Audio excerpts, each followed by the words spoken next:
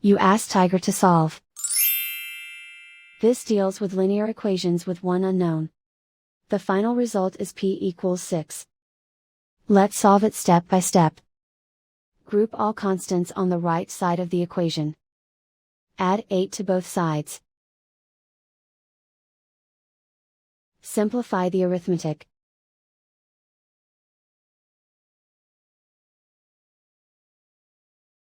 Isolate the p.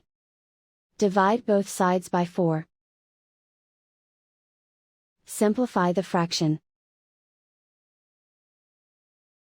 Find the greatest common factor of the numerator and denominator.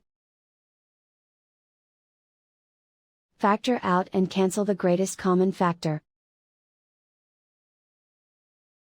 And so the final result is p equals 6.